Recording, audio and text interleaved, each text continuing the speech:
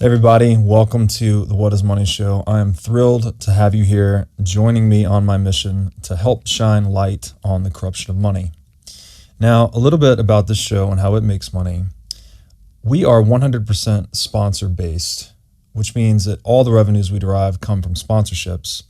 But I try to be very selective about the sponsors that I work with, specifically trying to choose those who have values well aligned to the values expressed on this show, like freedom, education, self-sovereignty, etc. So what I'm going to do is a few ad reads right here at the top of the show and then a few ad reads in the middle. And I hope you won't skip them. I hope you'll take the time, listen, and see what they have to offer, because again, these are hand-selected sponsors. Now I'd like to tell you about our sponsor, Swan Private. Swan Private is a concierge financial services firm based in Los Angeles. Now, I've known the Swan team for years, and these guys are laser focused on the Bitcoin mission. They even have a zero tolerance policy for all shitcoining. Recently, their CEO, Corey Clipston, was instrumental in calling out many of these crypto scams right before they collapsed, saving a lot of people a lot of money in the process. Swan Private focuses on guiding high net worth individuals and businesses on all aspects of Bitcoin strategy, including buying, custodying, and market research. This concierge service provides you direct access to a private advisor by text, phone, or email. So go to swanprivate.com/breedlove today to sign up. Now I'd like to tell you about our sponsor, Ledn. Ledn lets you do more with your digital assets. For instance, Ledn offers a B2X loan product that lets you leverage your existing Bitcoin to buy even more Bitcoin. Or you can also get traditional Bitcoin collateralized US dollar loans through Ledn as well. Ledn also offers both Bitcoin and USDC denominated savings accounts, letting you generate yield on your digital assets. Recently, Ledn has launched a Bitcoin mortgage product as well that lets you use Bitcoin to buy a home or finance one that you already own. So go to ledn.io, that's LEDN.io today to sign up. Alex Svetski and Mark Moss, welcome back to the What is Money Show. Yeah, thanks, Rob. Mr. Breedlove, thank you. Always a pleasure. Always a pleasure talking to you. Great to have you guys on again. Both waited. I love these group interviews, even though we might occasionally step on each other's toes. They're still a lot of fun. We are jumping back into the book you guys authored together, the Uncommunist Manifesto. And this time we're starting in chapter 2, which is titled The Competent Individual. And if I may, I'd like to just read a little excerpt to get us rolling here. You guys wrote, "The individual is a member of a collective, and in fact, depending on the form of measurement used, whether skills, job, race, gender, political leaning, sexual orientation, etc., may simultaneously be a member of multiple collectives. In fact, at different stages of his life, he may even be part of a divergent and opposing collectives. As such, one cannot measure an individual merely by the group he or she is in at a particular point in time or in a particular place, but must do so by their character, behavior, and values. Thus, we have real individuals that make up a diverse set of groups, but no real group that a diverse set of individuals always belong to." And this is kind of at it's part of the crux of the problem with Marxism, that he boils things down to group identity and establishes the conflict between these classes. And it's just a lower resolution way of looking at the world, because ultimately, as you guys said, we're each individuals, we're involved in lots of groups. Sometimes those groups get along, sometimes the groups are antagonistic, but there's not a one-to-one mapping of like individual to a class. You're involved in lots of classes or lots of groups. So yeah, you guys want to expand on that a little bit? Like, what is it about Marxism that he so blatantly missed the idea of the individual? I mean, it seems kind of obvious, at least in retrospect. I think it's this, Marxist or even Keynesian viewpoint where you're trying to standardize everything so you could try to understand things a little bit differently. And so they want to strip out the dynamics of what this individual could be, this identity. And, we talk about like through Keynesian economics, right, trying to boil everybody down to like a line on a spreadsheet to take away their identity. So I think it's part that, but it's also part to create this struggle, artificially create this struggle. Karl Marx has been kind of refuted by what today would be known as neo-Marxism or cultural Marxism, where they said, well, he got it wrong because of the economic side, and he pitted people against people based off of the classes, the rich and the poor. And so today, under neo-Marxism or cultural Marxism, we need to look at all these different subsets. So kind of to the point that we made, it's not just rich and poor. There's all these different classes that the individual could be part of, but they still miss the point that you still can't boil somebody down to that one specific category. Like we're not defined by our race or our sex, gender, etc. And so they're still boiling it down. I think I saw this week, at the time of this recording, the world's on fire because Italy has elected this extreme far right new PM. And in the speech that kind of went viral, she talks about how I can't be a Christian, a woman, a mother, a female. Instead, I have to be parent one or parent two or individual X. And they want to strip away our identity so we can be the perfect consumer. Mm. And I thought that was pretty powerful, which kind of goes back to this, right? If they can strip away our identity, stick us into a bucket, and then we can just be the perfect consumer. We can just be a line on a spreadsheet that we could just somehow kind of get rid of. So I think it's them trying to, again, centrally plan, trying to play God and plan that, as well as create this class struggle between all of us. So we're constantly fighting against each other. Yeah, I think to add briefly to that is this idea of all sort of good stories or good battles need an enemy, and the enemy, when it's kind of like really vaguely defined, you can kind of point and kind of say, hey, there's the enemy in that direction. And it's like, well, who? It's the guys wearing red. And anyone wearing red is the enemy, so just go kill them. So in the Marxian sense, it's it was the rich, and as Marx said, like you slap whatever label and they become the enemy. It reminds me of, there was a video that I saw back in 2020, and it was this it drove me crazy watching it. It was during the BLM clashes, and there was this one dude, and I think it was in the UK actually, and he was just standing out front of a shop, and he had a sign, and all the sign said, it was a cardboard sign, and it said, I defend the right to free speech. That's all it said. And he was a white dude, obviously, and there was this mob of psychotic Black Lives Matter weirdos with these crazy guilty white women at the front saying, fuck you fascist, fuck you fascist. And just because the dude was a white male of like probably 30 something years old, he was labeled the evil one, when the people actually behaving like fascists in the group siding with BLM, that they were able to effectively act as abhorrent individuals in the most fascist manner possible, but label him as that, and therefore project that he is the evil one.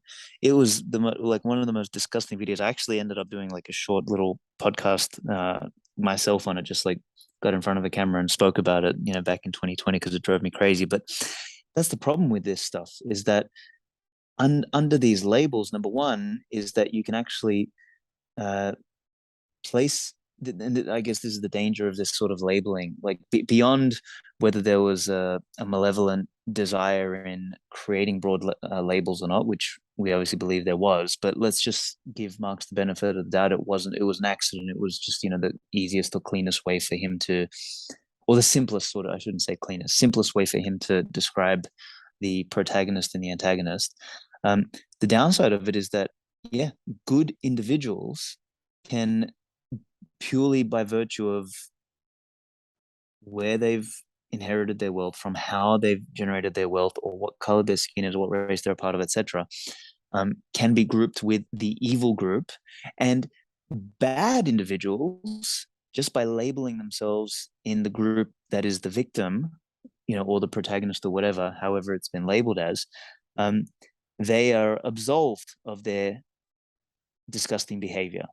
And that fundamentally, I think, erodes the structure of civilization. And I mean, that's, at the end of the day, what Marxism has done, as a philosophy, as an ideology. It also, go ahead. I was gonna say, it also then would have you believe that people within that said group would automatically get along and have no it would have no struggle between themselves, right? So everybody in the poor class automatically gets along, and there's no struggle between people in the poor class, or everybody in the rich class get along, or everybody in the black class, or everybody, minority identity class, or whatever. Obviously, we see that more and more today. We're seeing, with the politics, where it's like, we can't believe this minority group is going to vote this way. And it's like, the minority group is made up of all different types of individuals that all have their own wants, needs, and desires. And so, yeah, it's interesting. Yeah, just very poor way to look at the world. I mean, you're not getting an information richness, right? Like, as you say, this group is going to vote this way. That's not what actually happens, right? That group is composed of many individuals that all vote different ways. You can speak in aggregates or averages as kind of like a useful way of generalizing, but you have to remember that you are generalizing, right? It's not actual things. You're just kind of drawing a circle around a group of people and assigning a label. And to mistake that thing for the reality, I think this creates a lot of terrible consequences. And it does seem related, this idea of making people just a row, reducing people to be a row on a spreadsheet rather than an individual. This gets into that book, Seeing Like a State, talks about how the state strives to make taxpayers very legible. So like, you need to know exactly where people are and what people are doing so you can tax them. So this seems to be related to that to some extent. And I don't know, the whole class struggle thing, it makes, it's interesting right now. We see the world, the state is funding a lot of this woke pseudo religious ideology nonsense, right? That's taxpayer subsidized, or the state is allocating funds to try and push these ideologies. And it seems like it's almost a diversion tactic, I guess, to get people fighting amongst themselves rather than pointed at the actual problem, which is the theft that's occurring all the time through taxation and inflation. And it works, man. It works like a charm, because people here in the US, right? It's all red versus blue, or whatever your political identity is. And not enough people are talking about central banking and things like that. Anything else on that before or do you guys want to move on? No, I think, yeah, I think that's good. Okay. All right. This is a bit of a long one, but I think this is a good excerpt here. You guys wrote, for this work, in reference to the book, you said, we counter the Marxist summation of the Communist Manifesto with our own. In a sentence, the preservation of private property. Now, you might say, do you mean the large mansions of the super rich who exploit the poor? And we would say, it doesn't matter. In order for a system of competence to work, the same rules must apply to all participants.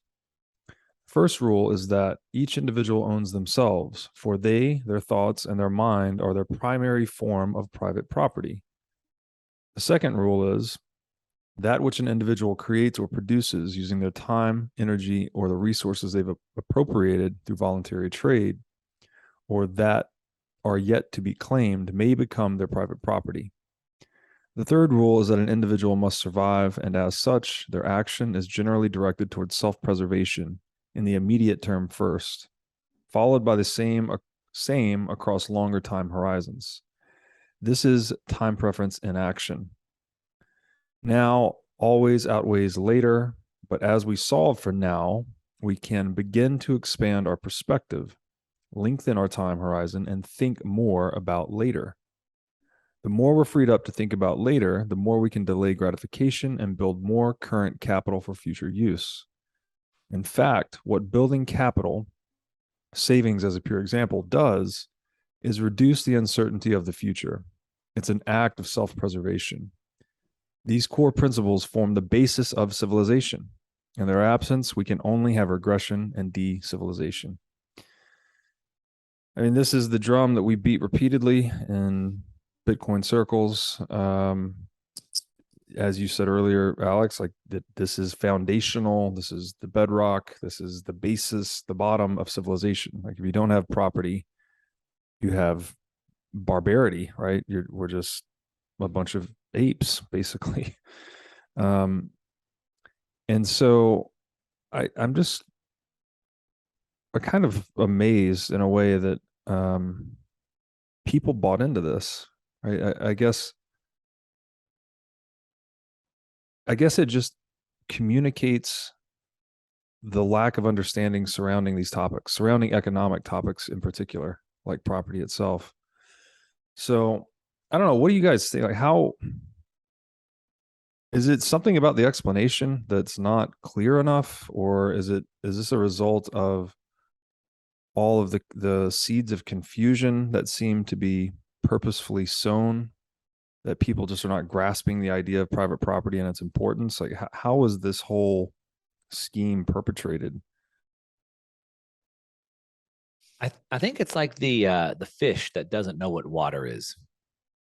And so, you have this billionaire in New York City that lives in this penthouse and takes his private helicopter to his ranch in Montana and looks out and goes, "Look how beautiful this is. We should preserve the whole world so it all stays pristine like this."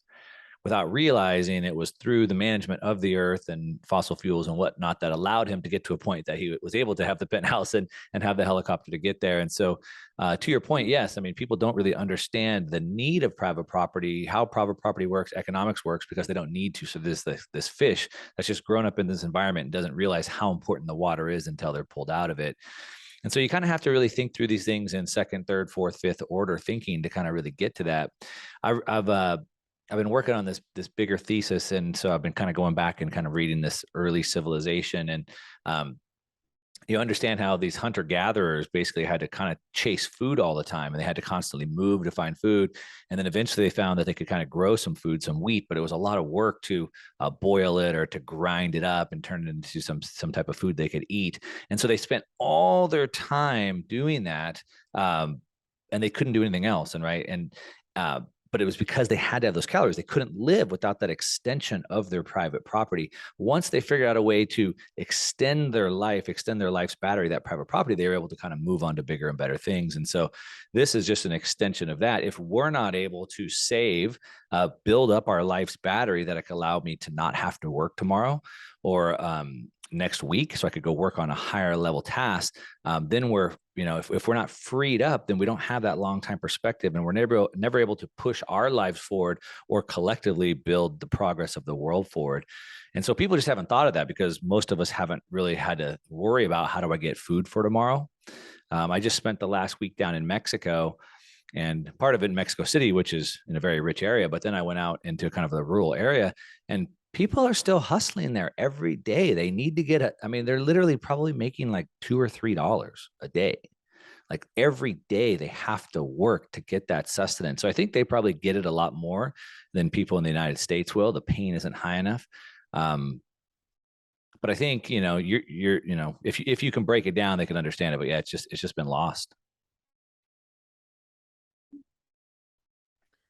Yeah, I wanted to pull on the thread where we say that,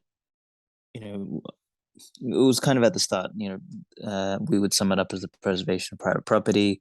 And then we say, oh, do you mean the rich man with the mansion or whatever? And we, specifically said, yes, we do. We actually mean everyone. And I think this was really important because if when you read the Communist Manifesto, Marx actually tries to put some, quotes in there. He tries to bring some sarcasm in it. Is like, do you mean the property of the poor person? Is like, no, I don't mean them. I mean just the property of the rich person. So there was this inherent like envy and double standard in how he thought that the rules should be applied. And I think this is a big difference in the way, I guess, libertarians, Austrian econ, Bitcoiners see the world versus how a a communist or Marxist minded person might see the world. Is that they think that different rules apply to different people based on, once again, as we discussed, the person's category or their label or whatever they're defined as. Whereas I think literally a more fair and just world is that the same rules apply to everyone. And that's the thing. Like I just finished writing an article which I'm going to release next month. Part of, it's my little comeback for the Remnant series, but I talk about in there that like the thing I love about Bitcoin is that Bitcoin is right. Not that it's fucking here to help the disadvantaged and all this sort of shit. Like that's all fucking nice, but really what makes Bitcoin special is that it's right. And because it's right, and because it puts us on a sort of a level playing field in an economic sense, it means that if you win, you won because you were better, not because you fucking cheated, because somehow you skewed the rules in your favor, or different rules applied to you than to someone else.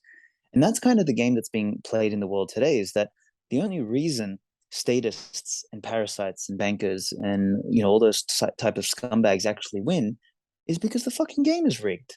But that's not a win. That's actually if you look at it from an ancient philosophy sense, it's like the ancient philosophers of the Greek and Roman times, they would tell you that a win that comes through cheating is an empty victory. Like it's not actually a victory. It doesn't come with valor or honor or integrity. It's a hollow victory. And we've sort of lost that because the game has become so blind that everyone is charging in all sorts of different directions to try and cheat their way to the top. And once again, that hollows out civilization. I think that's a big part of where we are now and what's wrong with the world. And yeah, I just can't stress enough the importance of that little component of the excerpt that you read, is that the rules apply to all, and then we'll have all the differences and all the diversity and everything we need, because fundamentally human beings are different. There's no need to try and label everyone and group everyone and do it all by some arbitrary decree. Like the stuff, humanity does it itself. There's no need to try and play God. And it's I don't know. It just has sad ramifications, as we've obviously seen. Yeah, I think that that line where Marx said, no, not the property of the poor person, just the property of the rich person. There's such an inherent arbitrariness to that. If you really stop and think about that, again, like first order thinking, you're like, oh, great, I'm poor, I want to be rich. That sounds great, Mr. Marx. But if you actually think one layer deeper, you're like, wait a minute, who decides who's rich and who's poor? Who's drawing the line, right? Who's the enforcer of that policy on property? And when you start to think through those effects, like it's pretty obvious which direction it's going to go, right? Whoever's drawing the line is writing the rules effectively. If you give someone the power to write the rules, well, surprise, surprise, they always win at the expense of everyone else. And so there's another. So sorry, go ahead. No, please go ahead. No, I was going to say that the other layer that follows on from that is that if you create such a disincentive to be rich, then what's going to happen is everyone's going to be fighting to be poor. Everyone's going to be fighting to be the protagonist. And this is funny. We're walking through Berlin, me and the wife, a week and a half ago, and we walked past the socialist cafe shop.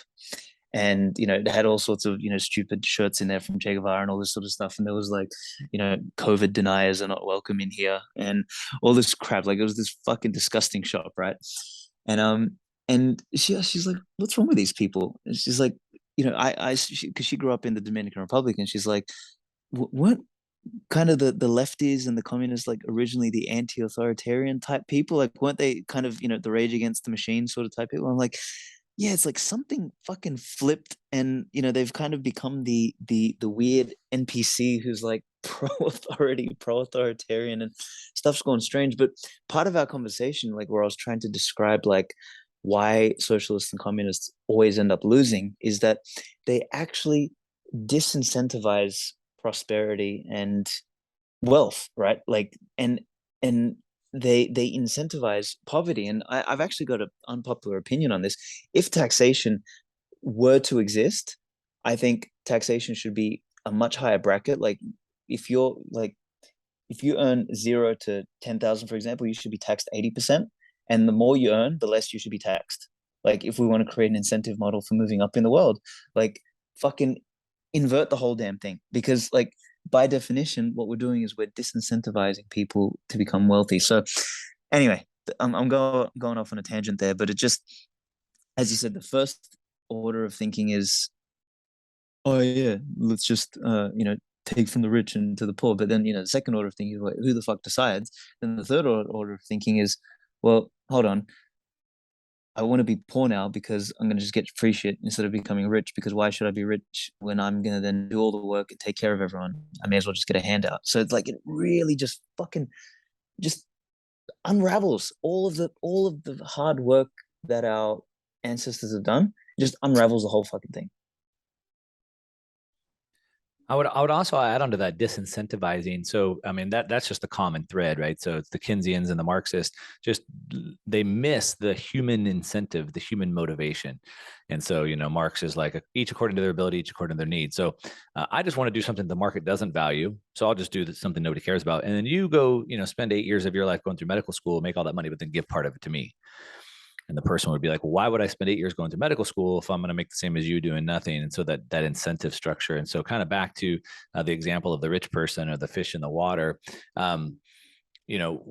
they were able to get rich. They were able to have this quality of life through this division of labor and through this progress that we've had and through these inventions and service and whatnot.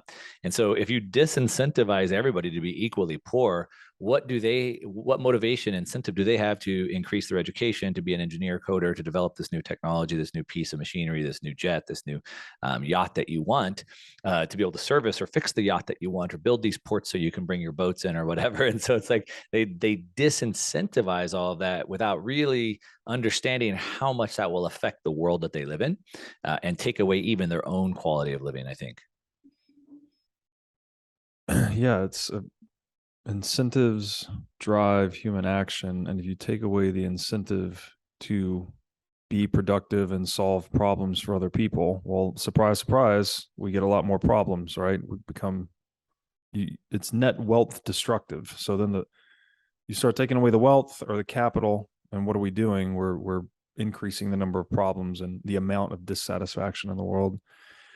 And so it seems like Marx was kind of preying on ignorance in a way, that everyone wants more stuff. Everyone wants to be wealthier. That's pretty much a universal. But Marx just sold this false solution that, oh, here's how we fix it.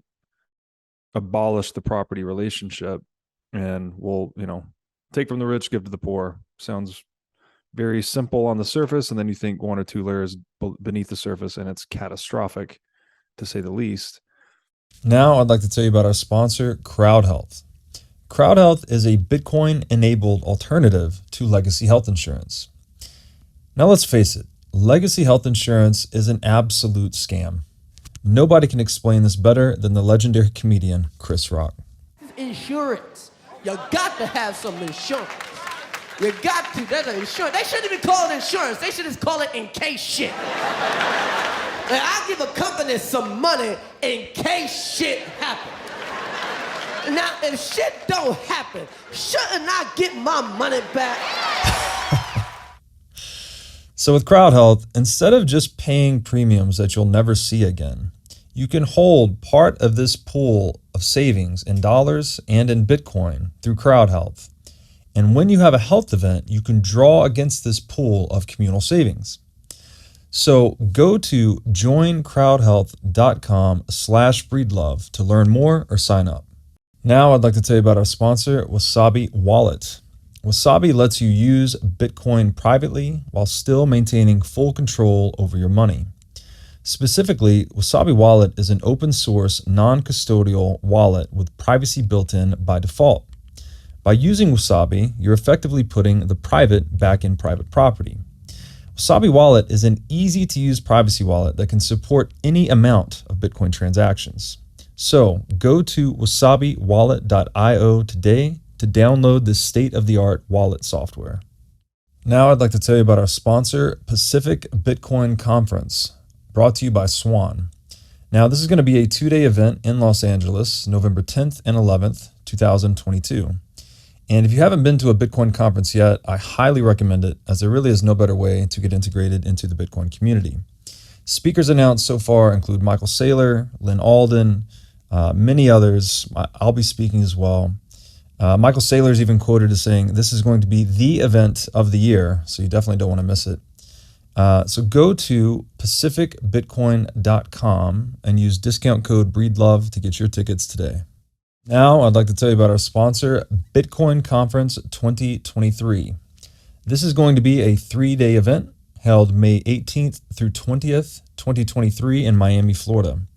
This is going to be the biggest Bitcoin event of the year, and the past 2 years in Miami have been simply amazing.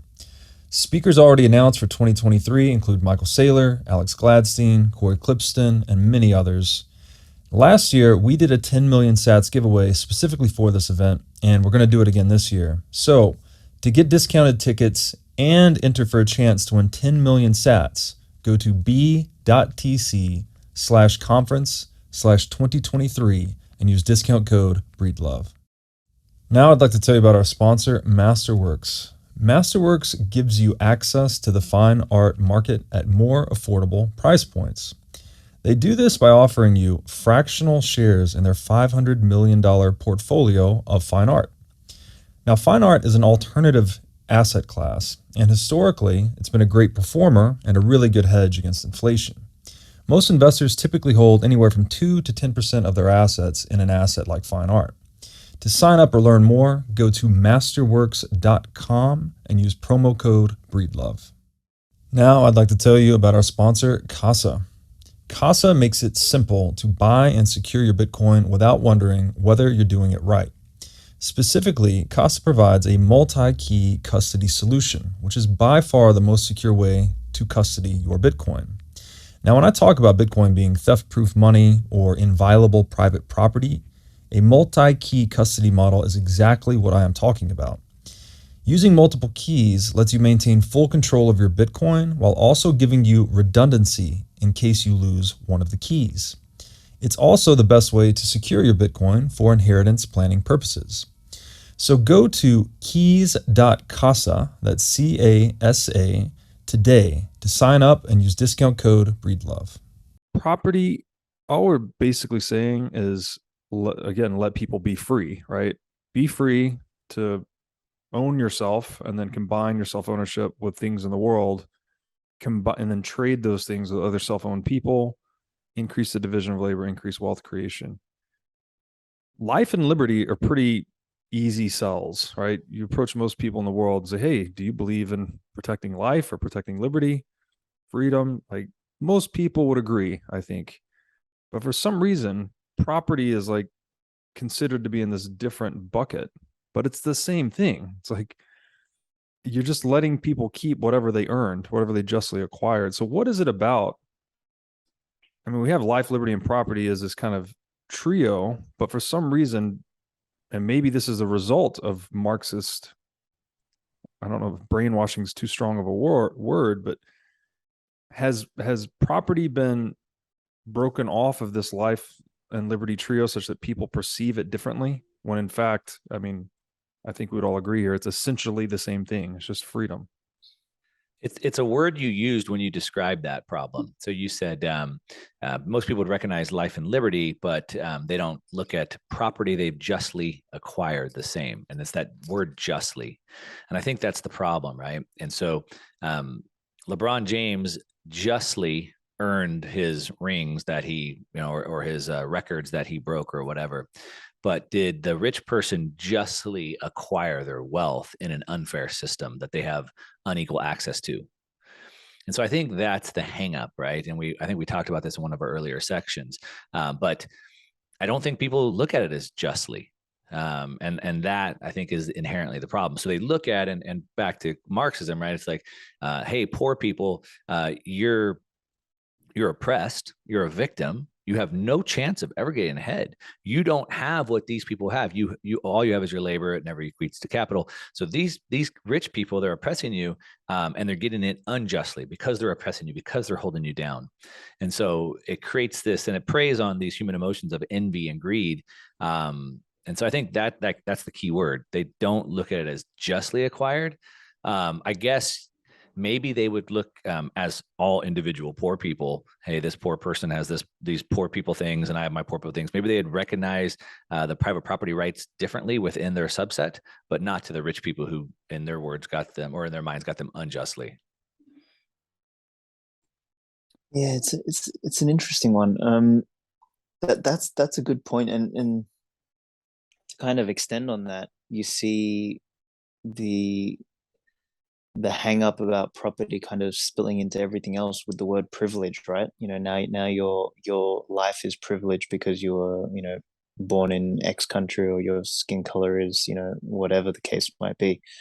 And that starts to, encroach on the life and liberty component of it by creating, guilt around, things that people are either born with or that people have acquired. And yeah, there's a lot of, as you said, Mark, the justly piece, that everyone has they know that the game is somehow rigged, and they know that something's unfair or unjust.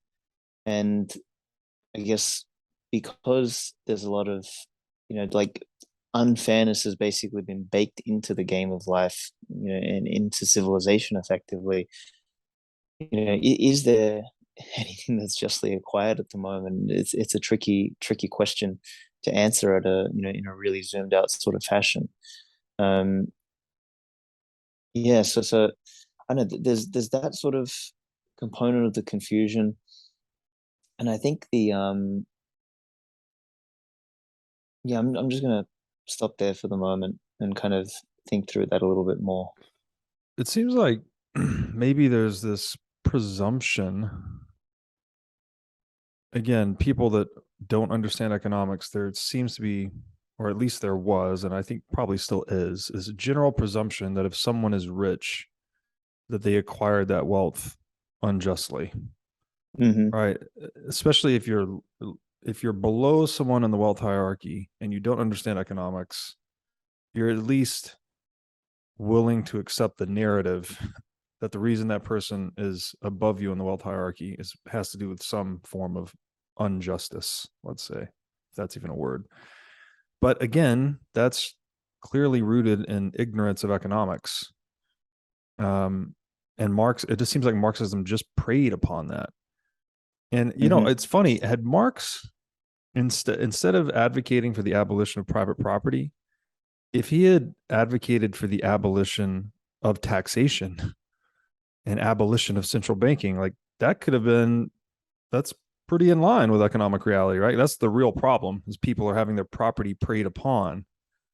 That's what's undoing the process of civilization. But he went the 180-degree different direction and just attacked property rather than the thing that's attacking property.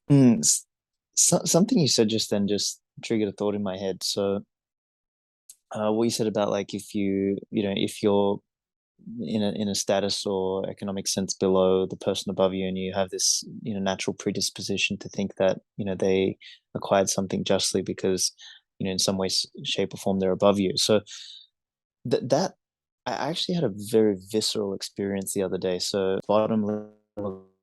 Sorry guys, I think your story just blew my power, Svetsky. I'm in Nashville. I never have any issues at all here, and I just did like a quick flash right when you said I had an epiphany, and I was like, the power flash.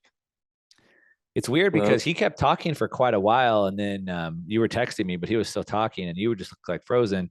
And then when you dropped, your image dropped out, then it said recording stopped. So I got the recording, the previous one. I just restarted it. So if you can pick up your story, Alex, around the epiphany part. Yeah. So okay, I'll see if I can remember. So the epiphany was to do with the fact that kind of as I was laying down and felt the warm droplets sort of dropping on me, I thought of how easy it is to be kind of uncomfortable, but not uncomfortable enough to really get up and put the effort in to climb, and to think that, oh my, it must be so nice up there with the warmth, you know. But then when I got up and forced myself to climb and step up on, you know, because there was these stones in, you know, these beautiful fucking stones in the steam room, and you could sort of climb up and basically, you know, what's the word, like kind of enter different realms of heat, different layers of heat based on how the steam room was. Yeah, literally different strata. And the higher up, the hotter it got. And I thought, fuck, the top levels are not meant for many. Like they're for few, because the heat is so difficult to bear. But the illusion that it's so easy up there, it's so privileged up there, is such a sham, because it's not. It's actually difficult to bear that responsibility, to bear that weight. And it was funny because the wifey, she was just sort of like laying down and chilling, and enjoying, kind of like, you know, leaning against the rock instead of climbing. And she sort of just saw me, like, you know, standing there, like trying to, like, she's like, I could see you conquering something. And I was like, yeah, fuck yeah. I was like, like, I felt like I was there conquering the world. And I sort of stepped down. I was like, it's hard to be a man. Like, you know, you've got to bear this significant responsibility. So, and it was like this deep, visceral appreciation for, you know, the different trade-offs that you have at the different levels of strata. Like, for some people, you know, that they don't want to, and it's so easy to be envious of the different levels, but they're all necessary. So anyway, it was a deep moment. One thing I was thinking of when you were telling that story is back to kind of some of the things we're talking about with Marxism. And I think one of the things with Marxism too is that they want to take that desire away, and they actually believe that they can. So back to the kind of incentives and motivations. And so kind of to the story you're talking about, where you're on the ground floor, but those little drops were hitting you. And you just knew that it was different up above, and it was difficult for you to stand up and get to that upper layer.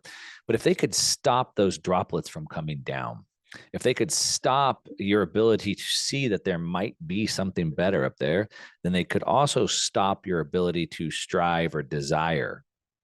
And then if we could lose our desire, then we could all just be happy, because it's our desire for things we don't have that creates unhappiness. Which is true, which is why we work to go get those things. But they think if they could just get rid of those things, then we would all just be happy, because we would no longer want that. That's a great point. That the awareness of the differences is what induces the striving. But, you know, as you were telling that story, I know people that are in, you know, they're super rich, right?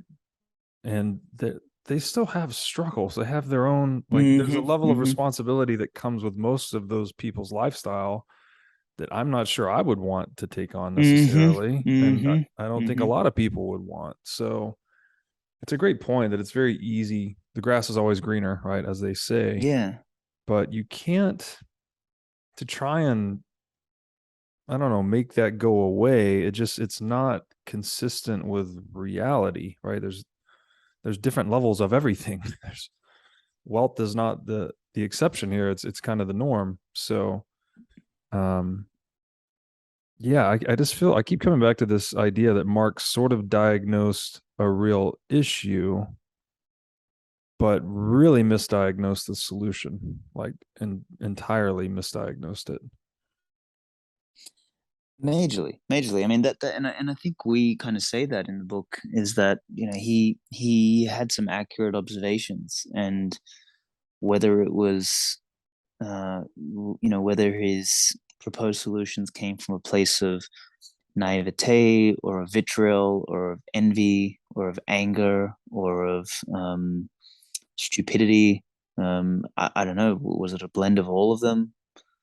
Who knows? But at the end of the day, I mean, these solutions speak for themselves. It's like how many deaths, how much economic devastation, how much backwardation, like how much of all of that does one need to sort of see in order to be, you know, like to be shown like the evidence of how wrong this kind of thinking is. So I don't know. Maybe he needed to have a mushroom trip and sit inside a fucking a steam room and feel the difference between the strata.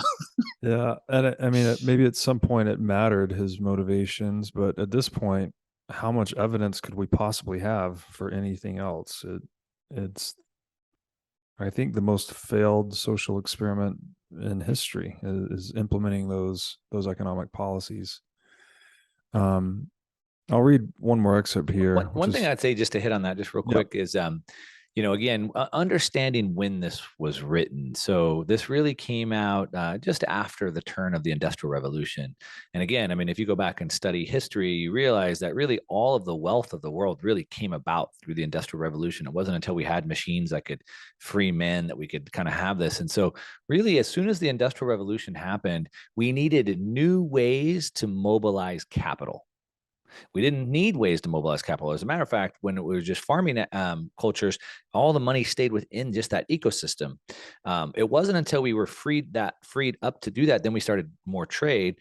And then through the Industrial Revolution, all of a sudden we freed people up. We had this massive expansion of trade. And then we came into a new problem. How do we mobilize the capital? And so then it was, well, we have capitalism, we have communism, and we have fascism. And these are like the three economic models that we have today that we had in the last 250 years to mobilize this capital. And so I think maybe the world was, I don't know, I hate trying to give them the benefit of the doubt, but do we have a command economy, right? Communism, fascism, or do we have a free economy, capitalism? And of course, today we have the benefit of hindsight. But it was interesting. I always like to try to go back and kind of imagine where he was when he wrote this. That's a great point. And, you know, he was in the lower economic strata as well. So you wonder how much maybe there was some hate or something built into it, right? Or he was upset, like we were saying earlier, that it's easier to sell people the idea that people above them in the hierarchy acquired it unjustly. So maybe Marx sort of convinced himself that was the case. I don't know. He was wrong about a lot of things economically. So maybe this. He actually came from a well-off family, but we had talked about this, I think, in the first episode. But he wanted to write philosophy, which nobody valued at the time, and so I think he was mad that he couldn't take care of his family and provide for his family with the skills or the desires that he wanted to do, versus being forced to provide something to the market that he didn't want to do. And so that's where it's like, well, hey, why can't I just do what I want to do, each according to their ability? Why can't I just do what I do? You do what you do, and then let's just all share that. And I think it was more of that angle. So he's just a couple 100 years too early. Yeah, you had made the point to that point. You had made the point, I think, in one of our first episodes that it was actually capitalism that allowed him to have the market value what it is that he wanted to offer. He just didn't know it yet. Yeah. It's funny, man. The twist of history. I'll read one more excerpt here.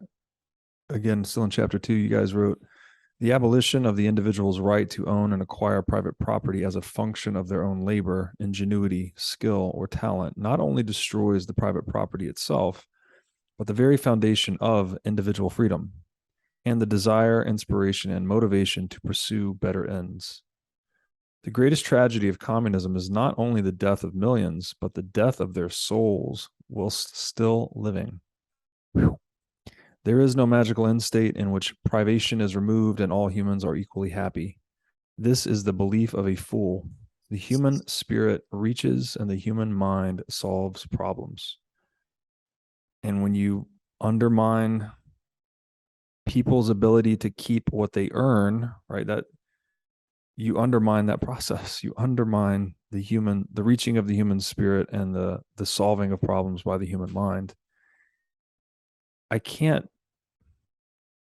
It's hard for me to believe that a guy as intelligent as Marx, and I'm basing that on his writing, right? He's a great writer, could not at least maybe stop and consider for a second that he's fallible. You know, some of these things are wrong. Maybe he's seeing it the wrong way. But I don't know. I digress. I guess that's hard for some people to do. Yeah, the killing of the soul part.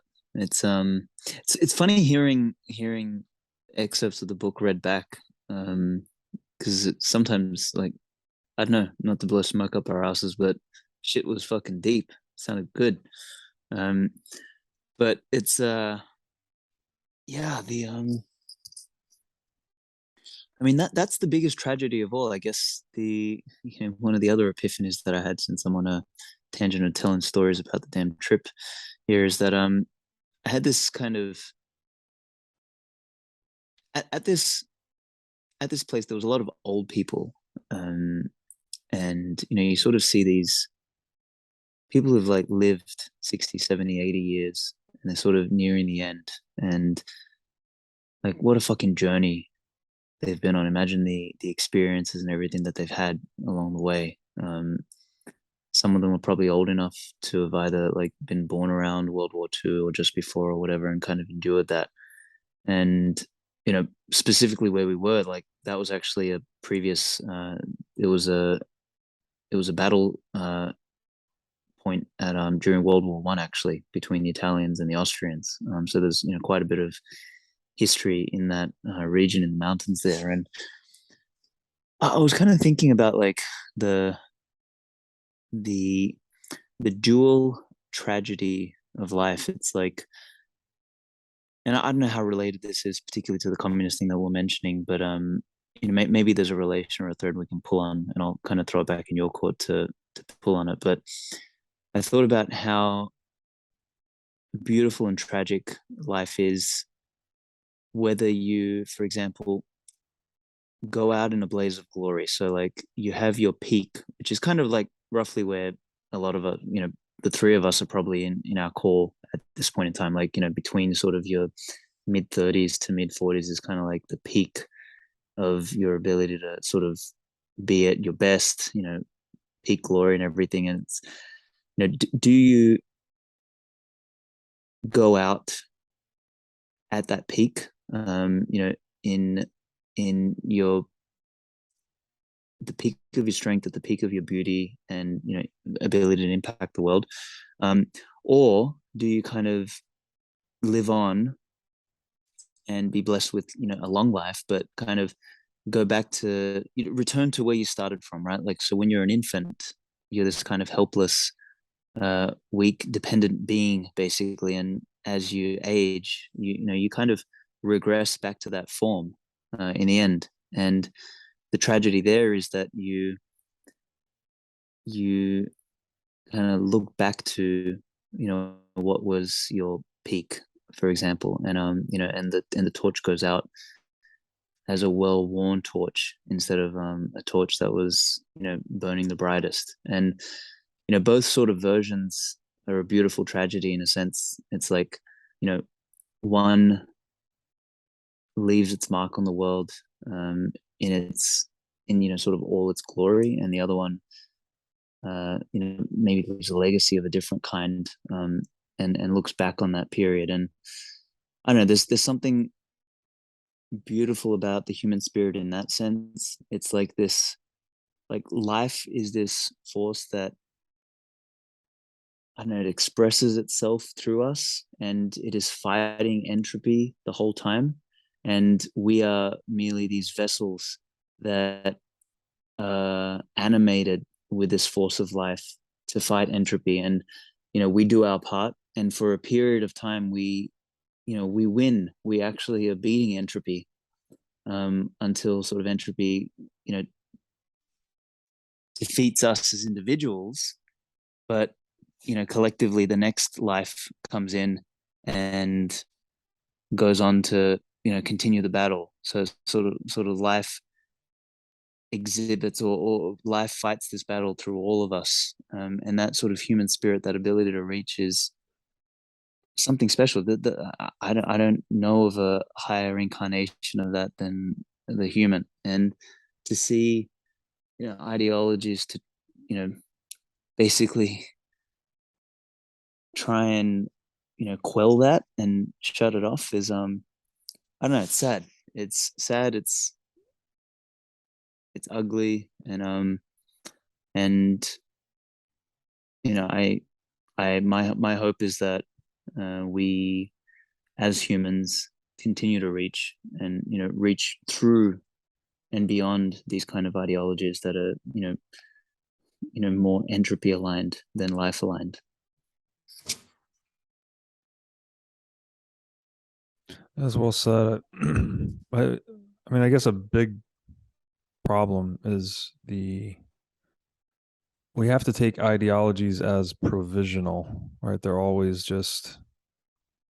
They should always be subject to change or reevaluation. It's when you start to really take that ideology as the final dogmatic solution that our ability to deal with entropy is thwarted, right? Because you can't, Hayek wrote about this, like even if you had the perfect plan, that 1 second after you implemented it, it would start to deviate from reality because reality is changing all the time. So even if you had the perfect plan, you can't be dogmatic to that. So obviously you can't be dogmatic to any specific ideology. And yeah, it's kind of simple in a way, but I don't know, hard to communicate that principle to people. And I don't know, seems like a life lived well is you ultimately have to live it beyond yourself, whether that's, having kids or engaging in philanthropy, altruism, some type of positive legacy, something like that. I mean, that's where I feel like I derive the most satisfaction in life personally. It's like when you see your efforts sort of shining in the lives of others, that's a good feeling. And it takes a little while maybe to have that realization. But yeah. And I think they almost want to use it to demoralize people, which is this victim mentality. So look, you can't ever get ahead. You don't have anything to offer.